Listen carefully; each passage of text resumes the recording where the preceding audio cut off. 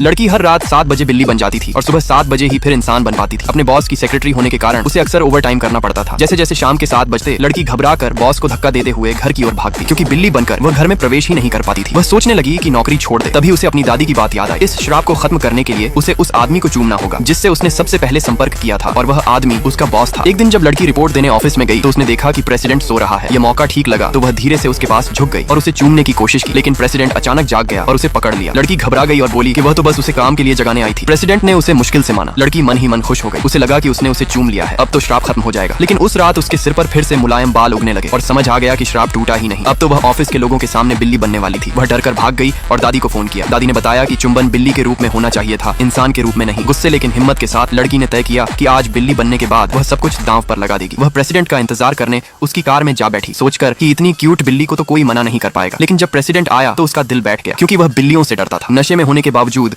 उसने बिल्ली को पास नहीं आने दिया। लड़की समझ नहीं पा रही थी अब क्या करे। तभी किसी ने उसे गोद में उठा लिया। वह था प्रेसिडेंट का छोटा भाई, जो उसे घर ले जाने आया था। छोटे भाई ने प्रेसिडेंट का मजाक उड़ाया कि इतनी उम्र में भी बिल्ली से डरता है। प्रेसिडेंट ने गुस्से में कहा कि बिल्ली को अपने पास से हटाओ। तब छोटे भाई ने कहा कि वह ही इसे गोद ले लेगा, और सच में बिल्ली को लेकर घर चला गया, उसे अपनी बाहों में लेकर सोते हुए। लड़की ने सोचा कि इंसान बनते ही वह भाग जाएगी, लेकिन वह खुद ही नींद में बेहोश हो गई। अगली सुबह प्रेसिडेंट ने अपने भाई का दरवाजा खटखटाया और उसकी नींद खुल गई। उसने देखा वह बहुत देर तक सोती रही थी और सामने प्रेसिडेंट का छोटा भाई मुस्कुराते हुए उसे देख